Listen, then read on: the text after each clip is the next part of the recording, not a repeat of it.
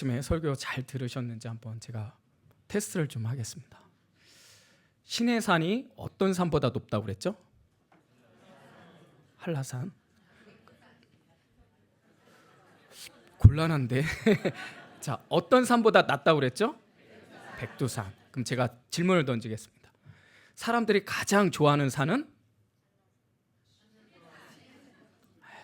그럴 줄 알았어요. 예, 부동산이라고 합니다.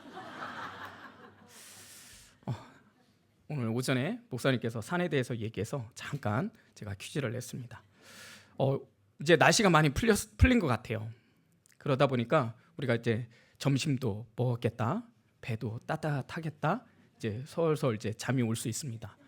그러면 눈치를 주지는 마세요. 그냥 편안하게 주무실 수 있도록 이렇게 배려를 해주셨으면 좋겠어요. 왜냐하면 하나님께서 우리가 그분을 볼 때 왜 예배 시간 이게 아니라 하나님께서 사랑하시는구나, 사랑하는 자에게 잠을 주시니까 그래서 참 사랑 많이 주시나 보다 이렇게 생각해 주셨으면 좋을 것 같습니다. 그리고 설령 진짜 주무셨다가 제가 갑자기 소리 지르면 깨어났을 때 놀래지는 마시고 이렇게 편안한 시간을 좀 가졌으면 좋겠습니다. 자, 이제 말씀으로 들어가겠습니다. 저는 오늘 본문의 말씀을 지난번에 같은 본문으로 말씀을 나눴습니다. 그래서 두 가지 관점으로 본다고 그랬죠. 첫 번째는 지체장애인의 관점에서 한번 이 말씀을 보고, 그리고 두 번째는 베드로의 입장에서 오늘 말씀을 보자고 말씀을 드렸습니다. 그래서 오늘 두 번째 그 말씀, 이제 베드로의 관점에서 오늘 말씀을 좀 전하려고 합니다. 일단 그래도 배경 한번 또 살펴보도록 하겠습니다. 베드로와 요한이 언제 이제 성전에 올라갔습니까? 오늘날 보면 오후 3시에, 제9시 오후 3시에 이제 기도하러 가는 길에 누구를 만나게 됩니까? 성전 미문 앞에서 구걸하는 한 지체장애인을 만나게 되는 거죠. 이 성전 미문에 있는 이 지체장애인은 대략 성경에서 보니까 40여 세가 됐다라고 얘기합니다. 근데 이분은 40년 동안 걷지도 못했던, 태어나면서부터 장애로 태어났던 사람이었던 것이죠. 항상 구걸했던 인생입니다. 자기 혼자 스스로 뭔가를 할 수 있는 그런 능력이 전혀 없죠. 누군가의 도움을 받아야 되는 것이죠. 그래서 그는 어쩔 수 없이, 그리고 그 사람이 자신이 해야 될 일은 오직 이거밖에 없다라고 생각했는지 모르겠습니다. 그래서 성전 미문 앞에서 지나가는 사람들, 기도하는 사람들한테 구걸했던 사람이었죠. 그런데 어느 날 갑자기 두 사람이 자신을 바라보는 것입니다. 그리고 그들이 이 사람을 향해서 이렇게 얘기합니다. 우리를 보라. 아마 이 지체장애인의 입장에서는 굉장히 반가웠는지도 모르겠습니다. 근데 갑자기 어떻게 얘기합니까? 은과 금은 없거니와. 순간 그 시선은 좀 싸늘했는지 모르겠습니다. 그러나 우리가 한번 생각해 볼 건, 은과 금은 없거니와. 근데 이 지체장애인의 입장에서 볼 때는 이 사람에게 반드시 필요한 건 뭐예요? 은과 금이에요. 그 사람에게는 다른 거를 생각할 수 있는 그런 여유가 없어요. 생각을 할 수가 없어요. 왜? 나에게 처해 있는 이 환경이라는, 이 현실이라는 벽에 갇혀 있기 때문에 그 이상을 생각할 수가 없어요. 세상의 관점으로 보면 이 사람은 철저히 루저 인생이고 실패한 인생이요, 가치 없는 인생이요, 어쩌면 미안하지만 쓰레기 같은 인생이라고 자기 자신을 자학하면서 그래도 먹고는 살아야 되니까 그 앞에서 구걸했는지 모르겠습니다. 그렇기 때문에 그는 반드시 그에게 필요한 것은 은과 금인데, 베드로와 요한이 은과 금은 없거니와. 그러면서 이어서 나갑니다. 내게 있는 것을 내게 주노니. 다시 한번 그의 눈이 밝아지겠죠. 그럼 무엇을 줄까? 그러면서 그의 손을 딱 잡고 일으키는 순간 갑자기 어떤 사건이 일어나는 거예요? 발과 발목에 힘이 생기면서 걷게 되는 것이죠. 그 기쁨은 아마 상상을 할 수 없을 것 같아요. 여러분, 한 번도 걸어보지 못했던 사람이 걷는다라는 건 놀라운 기적이죠. 우리는 단지 와, 놀랍다, 와, 굉장한 일이다 이렇게만 생각하겠지만, 정작 자신이 걷고 있는 자신의 모습을 볼 때면 굉장히 충격적이고 너무 놀랍고, 그리고 그는 너무나 감출 수 없는 기쁨 때문에 어떻게 해요? 성전에 들어가서 하나님을 향해 찬양합니다. 많은 사람들이 그 현장을 목격합니다. 아니, 저 사람이 왜 저기에 있지? 아니, 어떻게 걸었지? 한 번도 걸어본 적이 없는데, 아니, 태어나면서부터 저 친구는 장애인이었잖아. 기적이다. 그들은 동일하게 놀랐을 것입니다. 자, 여기까지 우리가 한번 배경을 보고, 자, 이제 한번 베드로의 입장에서 한번 생각해 보자는 것입니다. 우리가 먼저 생각할 것은 지금 이 지체장애인을 베드로와 요한이 처음 본 건 아닙니다. 왜냐하면 올라갈새 이것은 반복적인 행위를 말하는 거예요. 근데 그날따라 베드로와 요한이 누구를 주목합니까? 이 지체장애인을 주목하는 거예요. 그럼 어떻게 이런 일이 가능할까? 어떻게 그 사람을 그때 그 현장에 이런 기적을 일으킬 수 있었을까?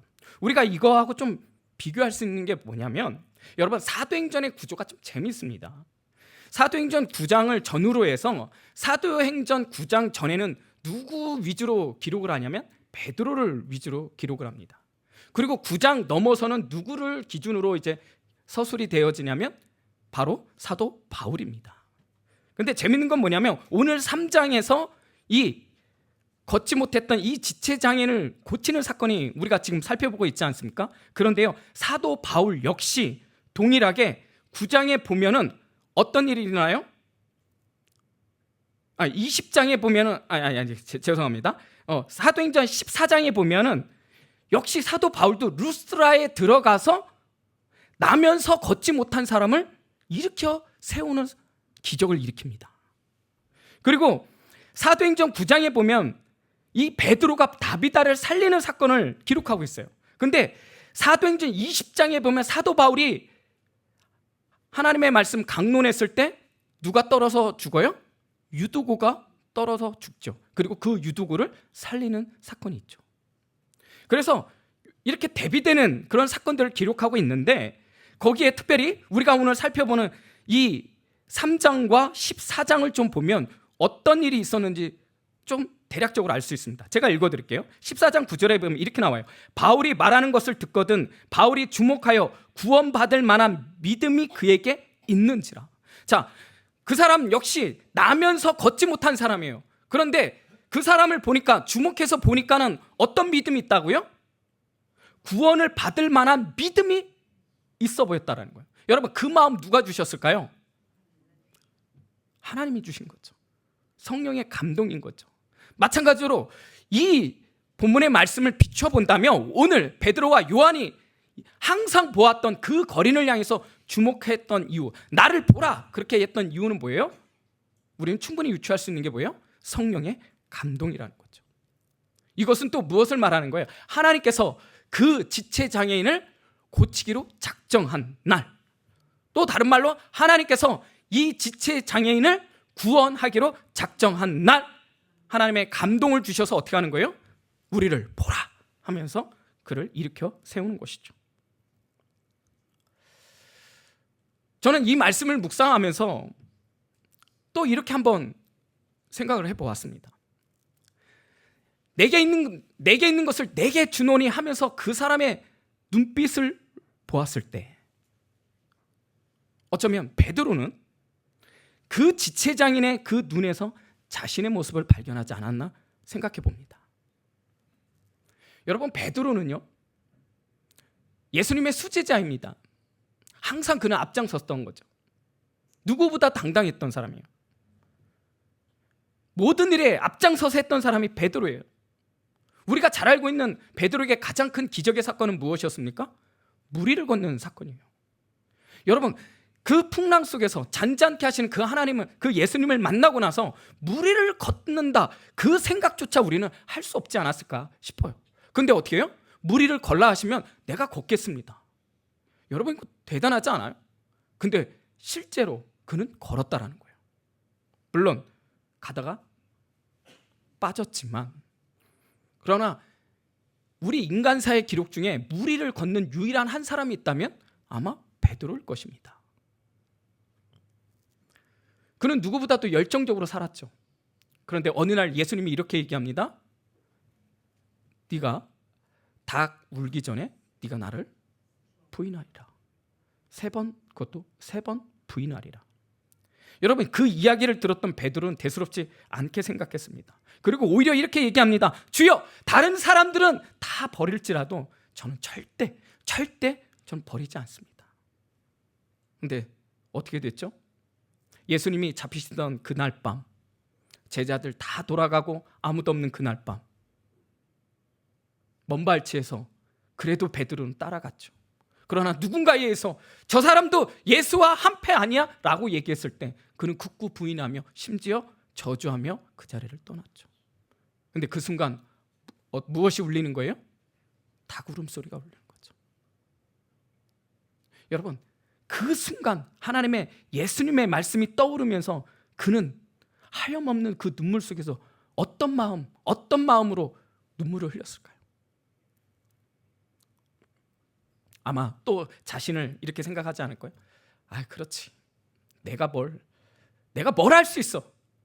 내가 헛된 꿈을 꾼 거지. 패배감과 좌절감 속에서 그가 선택했던 건 무엇입니까?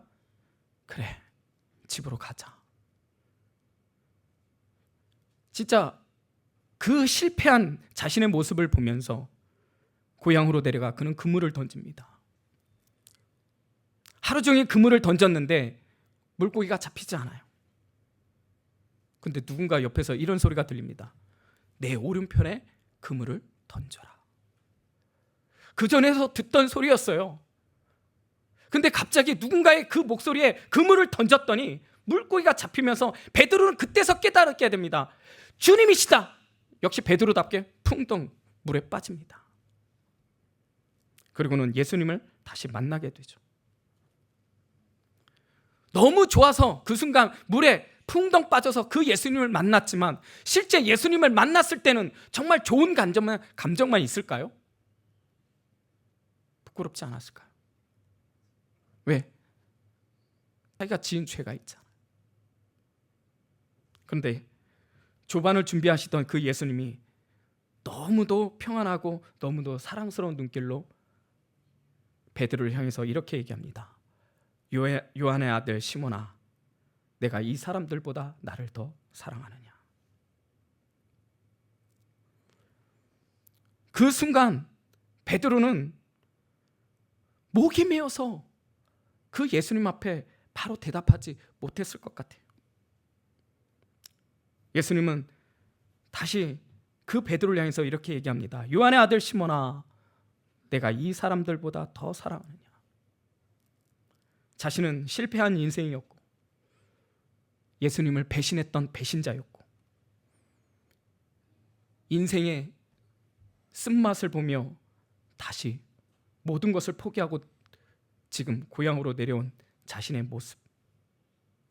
그런데 그때 또 다시 예수님은 이렇게 얘기합니다. 요한의 아들 시몬아, 내가 이 사람들보다 나를 더 사랑하느냐? 아마 그때 또 다시 한번 눈물이 탁 터지면서 그는 하염없는 눈물 속에서 네, 그렇습니다. 이 고백, 여러분 이거는 그 전에 베드로의 고백과 다른 것이죠. 여기에는 무엇이 담겨져 있는 거예요? 진짜 믿음이 담겨져 있는 눈물의 고백이 아닐 수 없는 것이죠. 그런 베드로를 예수님이 안아주지 않았을까요? 이제는 예전의 베드로가 아닙니다. 지금 지체장애인에게 나타난 그 베드로는 자신이 그렇게 실패했던 인생의 쓴맛을 보았고 아무런 소망 없이 살아갔던 자신의 모습 속에서 이 지체장애인을 통해서 투영되는 것이죠. 그러면서 그 지체장애인을 향해서 당당하게 이렇게 얘기하는 거야. 내게 있는 것을 내게 주노니. 여러분, 그것은 무엇이었습니까? 나를 품어주셨던 예수 그리스도의 그 사랑 아니겠습니까? 더 나아가서 나를 위해서 십자가에 못 박혀 돌아가신 그 하나님, 아들 예수 그리스도, 그리고 그분은 부활하셨습니다. 그리고 생명의 말씀을 전했습니다. 지금의 베드로는 그 마음속에 가슴에 꽉 차 있는 예수의 사랑, 꽉 차 있는 예수 십자가의 사랑, 그거를 당당하게 이야기할 수 있는 거죠. 은과 금은 내게 없거니와 내게 있는 것을 내게 주노니 일어나 걸어라. 저는 이 장면을 보면서 저와 여러분에게 이런 질문을 던져야 되지 않을까 싶습니다. 여러분 무엇을 주시겠습니까? 여러분 무엇을 줄 수 있습니까? 우리가 여기서 놓치지 말아야 될 것은 뭐냐면, 사실 내게 있는 것을 내게 주노니, 이 사도 베드로의 그 고백 속에서 우리가 잊지 말아야 될 것은 뭐냐면 정체성이라는 거예요. 정체성. 다시 말하면 이 정체성은 뭐예요? 정말 줄 것에 대해서 줘야 된다는 거예요. 다시 쉽게 얘기하면, 여러분, 교회가 교회로서 줄 것이 따로 있다는 거예요. 우리가 예수를 믿는 자로서, 믿는 세상에 알지 못하는 그들에게 믿는 자로서, 그리스도인으로서 줄 것이 따로 있다는 거예요. 그러면 우리는 이렇게 질문을 던져야겠죠. 무엇을 주시겠습니까? 여러분이 갖고 있는 것은 무엇입니까? 만약에 제가 그 사람들에게 제가 은과 금을 드리겠습니다, 이렇게 하면 그 세상이 그렇습니까? 그렇게 얘기할까요? 아니요, 그렇지 않다라는 거예요. 세상도 그들도 아는 게 있어요. 그건 뭐냐면 은과 금은 필요 없는 거예요. 정말 그들이 원하는 것은 교회가 줄 수 있는 것이 무엇인지, 그리스도인이 줄 수 있는 것이 무엇인지, 그거를 달라는 거예요. 왜요? 교회만이 줄 수 있기 때문에. 왜요? 그리스도인만이 주는 것이 있기 때문에. 세상도 알아요. 그것이 뭔지는 모르지만 줄 것이 있다라는 거예요. 그게 바로 정체성이에요. 우리는 여기서 당당하게, 그것은 바로 예수의 생명입니다. 그것은 예수 그리스도의 십자가 부활입니다. 이것은 복음입니다. 은과 금은 내게 없거니와 내게 있는 이것 복음을 주노라.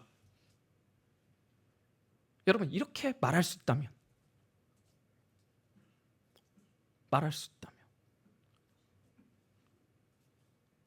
여러분 그렇게 말할 수 있습니까? CBS에 보면 새롭게 하소서라는 프로그램이 있죠. 제가 자주 보지는 않지만 유튜브로 본 적이 있습니다. 한 목사님이 나오셔서 간증하는데, 그 교회는 홍대 앞에서 전도하는 교회였습니다. 근데 언제 전도하느냐? 저녁 11시부터 기도를 시작해서 새벽 5시까지 거기서 이제 전도를 하는 거예요. 이 목사님께서 말씀하시는데, 이 홍대 앞에 하는 이유가 뭐냐면 클럽이 그렇게 많대요. 찔리시는 분이 있나요?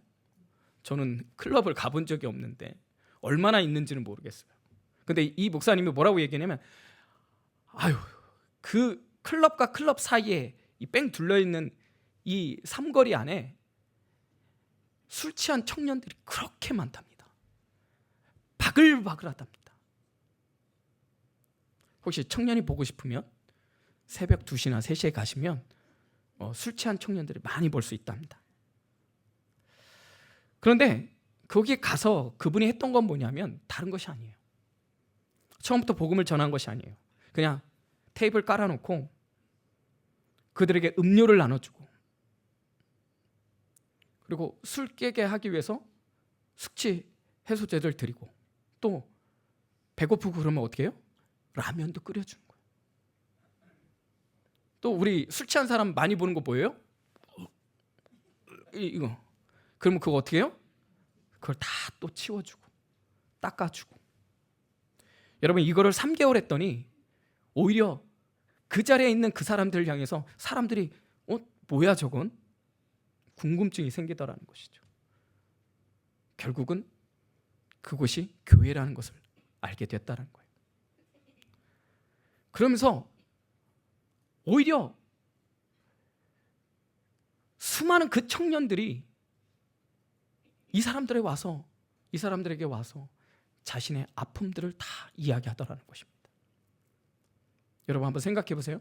새벽 2, 3시에 정신이 어떻게 돼 있어요? 술 취해 갖고 왔다 갔다 하는데, 여러분 그때 마음 문이 어때요? 확 열리죠. 누군가 찔리는 건 아니죠. 그러니까 이 청년이 어떻게 하는 거예요? 그 목사님 앞에 자신의 아픔들, 자신의 상처들을 다 이야기하는 거예요.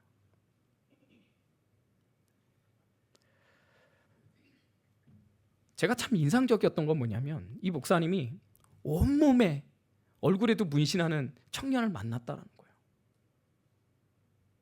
거예요. 짐작할 수 있지 않습니까? 그래서 이 목사님이 그 청년에게 이렇게 물었다는 거죠. 너는 왜 이렇게 문신을 많이 했니?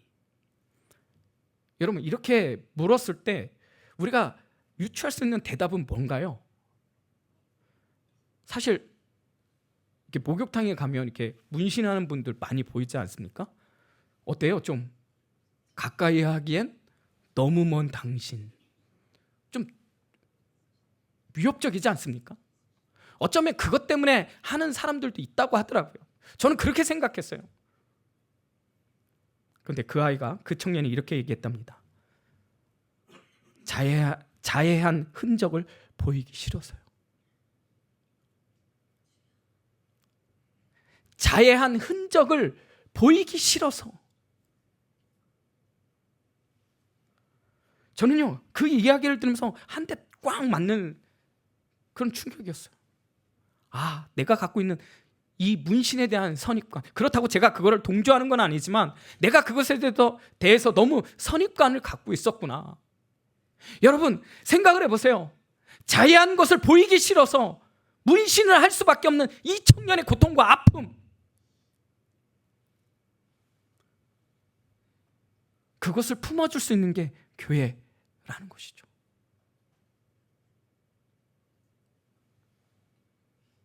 새벽이 오나 비가 오나 눈이 오나 그 테이블을 피고 그들에게 음료와 라면과 숙취 해소제를 나눠줬던 그 교회.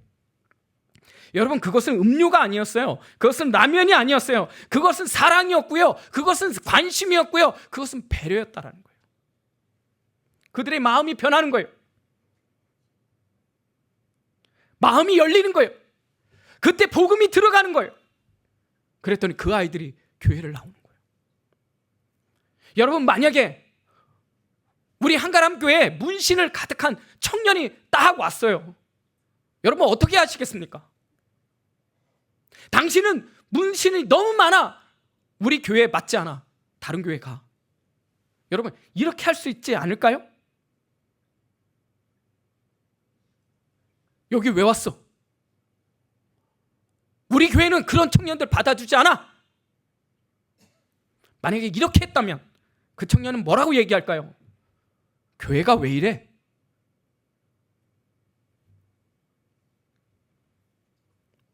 은과 금은 내게 없거니와.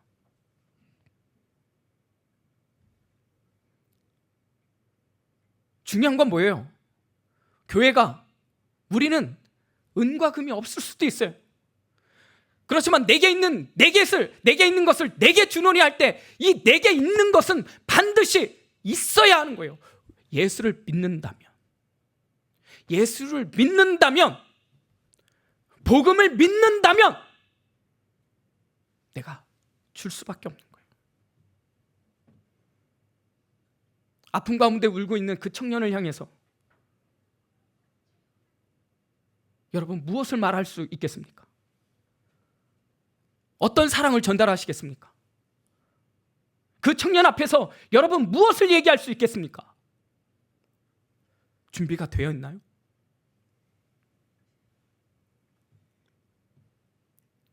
너무나 안타까운 건 한국교회 청년들이 사라지고 있다는 거예요. 그런데 홍대 그 클럽에서는 그 아픔에 허덕이면서 새벽 2, 3시에 술 취해 있어갖고 방황하는 그 청년들이 그렇게 많다는데, 여러분, 그 세상을 향해서 우리 교회가 할 수 있는 것이 무엇일까요?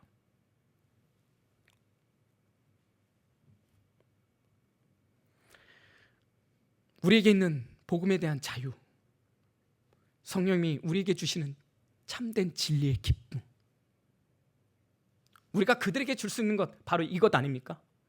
그들을 데려와서 부동산 정보를 주시겠습니까?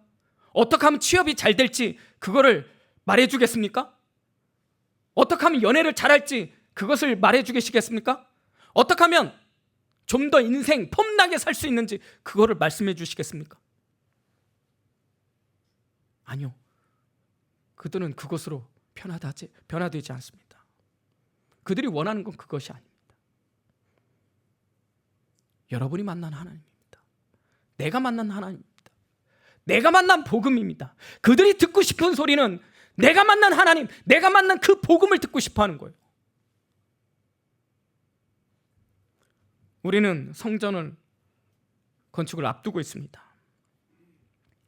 담임 목사님께서 말씀하셨지만 우리의 성전은 분명 아름다운 성전이 지어질 것입니다. 멋진 성전이 지어질 것입니다. 그런데요, 더 중요한 교회는 무엇이죠? 우리가 아닌가요? 우리가 교회가 아닌가요? 은과 금은 충분해요. 그래서 아름다운 교회를 지었다고 가정해 봅시다. 근데 내게 있는 것을 줘야 되는데 내게 있는 그것이 없다면, 교회인 내가 아무것도 그들을 향해서 손을 내밀 수 있는 것이 아무것도 없다면, 여러분, 그것이 진짜 하나님이 원하는 교회일까요?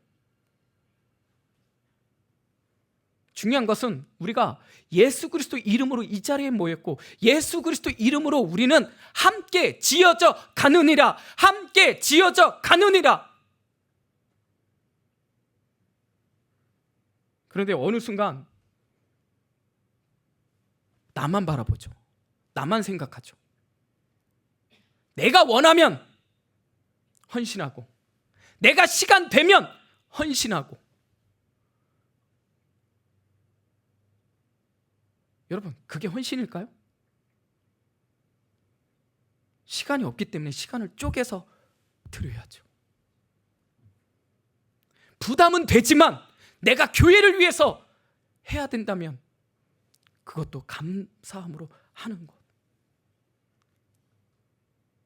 우리 한가람교회, 죄송합니다, 진짜 일꾼이 많이 필요한데, 추수할 것이 많아서 거들 일꾼이 필요한데, 그러면 여기에 일꾼들이 얼마나 있습니까?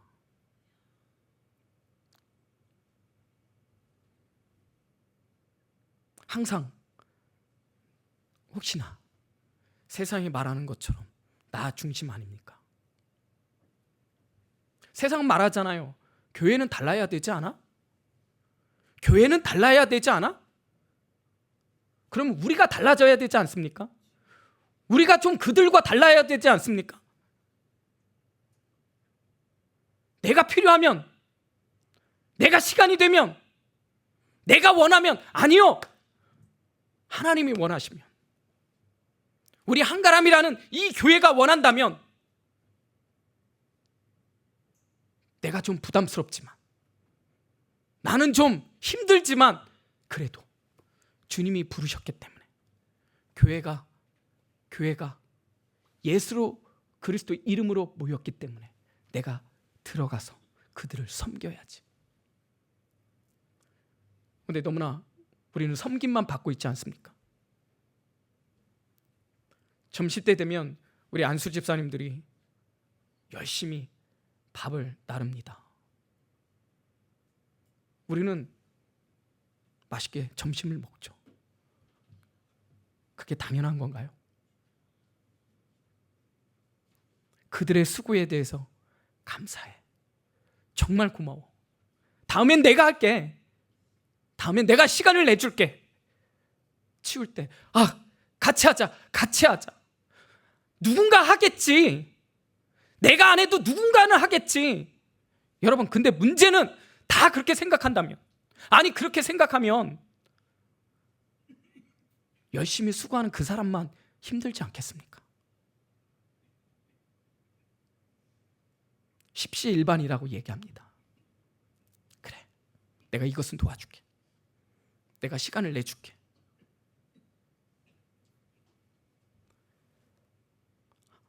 그러기 위해서는 내 안에 무엇이 있어야 될까요? 예수의 생명, 예수의 진리, 성령의 기쁨, 그것은 어디서 나올까요? 저는 말씀이라고 생각합니다. 내 안에 말씀이 없다면 여러분 그 일을 할 수 있을까요? 내 안에 기도의 영성이 없으면 그 일을 할 수 있을까요? 아니요. 그리스도인의 정체성은 말씀과 기도에 있다라는 거예요. 교회의 정체성은 말씀과 기도에 있다라는 거예요. 기도하는 자리에 기도해야 되는데 기도하는 사람이 없어요. 말씀을 배우는 자리에 말씀을 배우는 사람이 없어요. 말씀을 배우세요. 기도하세요. 저 너무 바빠서요. 너무 바빠서요. 저는 그러면 이렇게 질문하고 싶어요. 안 바쁜 적 있어요? 한가한 적 있어요? 여유 있었던 적 있어요? 제가 20년 넘게 이제 목회를 하게 되는데, 사역을 하게 되는데, 솔직히 말해서 한가한 적은 없었던 것 같아요. 근데 저만 그런가요? 여기 다 바쁘지 않습니까? 그럼 이렇게 물을게요. 여러분의 영혼은 건강하십니까? 여러분의 영성은 건강하십니까? 여러분의 믿음은 성장하고 있습니까? 여러분의 신앙은 그리스도인답게, 교회답게 하나님 앞에 인정받고 있습니까? 은과 금은 없거니와. 괜찮아요. 내게 있는 것을 내게 주노니 그 내가 줄 수 있는 그 무엇, 그건 있어야 된다라는 거예요. 저는 두려운 게 이거예요. 우리 한국교회를 향해서 두려운 건 뭐냐면 은과 금은 내게 있거니와. 은과 금은 있어요. 근데 복음이 상실됐어요. 성령의 능력이 상실됐어요. 여러분 지금 굉장히 어려워요. 시국이 말이 아니에요. 많은 사람들이 고통스러워요. 자영업자 하는 자가 한 달 동안 20%가 줄어든대요. 여러분 그들이 교회를 향해서 무엇을 원할까요? 아니 그 상처받고 문 닫는 그 사람들 향해서 은과 금은 없지만 내가 줄 수 있는 것이 있습니다, 그렇게 말할 수 있느냐는 거예요. 한국교회가. 근데 한국교회가 너무 화려해졌어요. 은과 금은 있어요. 근데 안타까운 건 성령의 능력이 사라지고 있어요. 말씀의 능력이 사라지고 있어요. 성령의 능력으로 일어서는 그런 기적들이 사라지고 있어요. 생명이 살아나는 역사가 사라지고 있어요. 가슴이 아파요. 근데 그것이 우리 한가람교회의 문제라면 너무나 가슴 아픈 것 아니겠습니까? 사랑하는 여러분, 우리는 이 자리에 있는 이유는 하나님의 교회를 짓기 위해서 이 자리에 모였습니다. 우리가 서로 좀 더 배려하고 좀 더 사랑할 수 있다면. 우리는 몰라요. 그거 아십니까? 왜요? 여러분 타성에 젖어 있기 때문에. 근데 누가 알아요? 새신자가 알아요. 그 새신자가 왔다 가면 뭐라고 얘기하는 거예요? 야, 한가람교회 갔더니 말씀이 살아있어. 내가 한가람교회 갔더니 성령이 충만한 교회야. 한가람교회 갔더니 사랑이 많아. 여러분 이것이 진짜 우리가 그 세상을 향해서 줄 수 있는, 내게 갖고 있는 복음 아닙니까? 근데 내가 한가람교회 갔더니 별거 없더라고. 그 교회 갔더니 그냥 분주하기만 하지 뭐 사람만 있지 아무것도 아니더라고. 여러분은 어떤 교회를 원하십니까? 그렇다면 여러분들이 교회가 되어 주십시오. 여러분들이 사랑을 전해 주십시오. 여러분들이 말씀이 충만해서 하나님의 복음을 전해 주십시오. 내 안에 예수 그리스도가 충만함으로 말미암아 은과 금은 내게 없거니와 내게 있는 것을 내게 주노니 나사렛 예수 그리스도의 이름으로 일어나 걸어라. 그들에게 소망을 줄 수 있는 여러분이 되어 주십시오. 시간이 되어서 하는 게 아니라 시간을 만들어서 하는 것이고, 사람이 없다면 누군가를 채우는 것이 아니라 내가 그 자리를 채워서 그 교회를 세워 나간다면, 그것이 바로 하나님의 원하는, 하나님이 꿈꾸는, 세상이 말하는 그런 교회 아니겠습니까? 말씀을 정리하겠습니다. 이 말씀을 준비하면서 저는 굉장히 어려웠습니다. 마음이. 한국 교회를 볼 때, 그리고 우리 교회를 볼 때, 그리고 제 자신을 볼 때, 제가 정말 이 말씀을 준비하면서요, 제가 끊임없이 질문했던 게 뭔지 아십니까? 내가 줄 수 있는 게 뭘까? 내가 줄 수 있는 게 뭘까? 두 번째, 우리 한가람 교회가 줄 수 있는 게 뭘까? 우리 한가람 교회가 이 흑석동에 줄 수 있는 게 뭘까?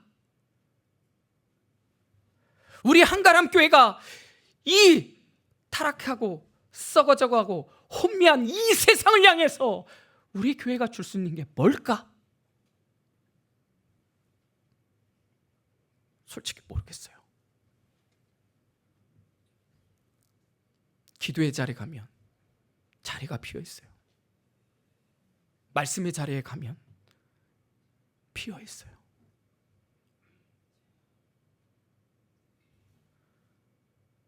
사랑하는 여러분,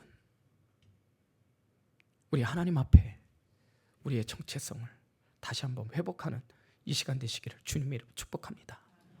그 누군가가 아니라 이사야의 고백처럼 주여 나를 보내소서. 말씀의 자리를 지키십시오. 기도의 자리를 지키십시오. 찬양의 자리를 지키십시오. 은혜의 자리를 지키십시오. 그리고 그걸 멈추지 마십시오. 세상을 향해 나아가십시오. 생명을 전해 주십시오. 복음을 전해 주십시오. 사랑을 전해 주십시오. 은혜를 전해 주십시오. 은과 금은 내게 없거니와 내게 있는 것을 내게 주노니. 우리가 이 고백 앞에 자신 있게 전해 줄 수 있는 참다운 교회요 그리스도인 되시기를 주님의 이름으로 축복합니다.